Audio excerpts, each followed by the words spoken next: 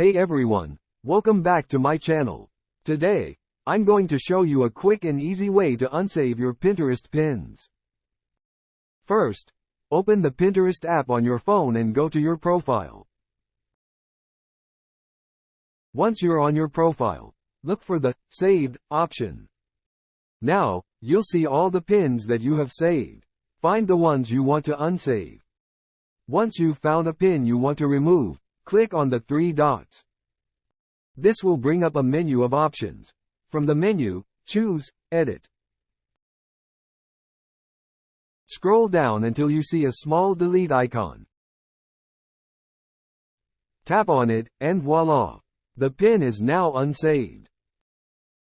I hope this tutorial was helpful. Don't forget to like and subscribe for more helpful tips and tricks. Thanks for watching.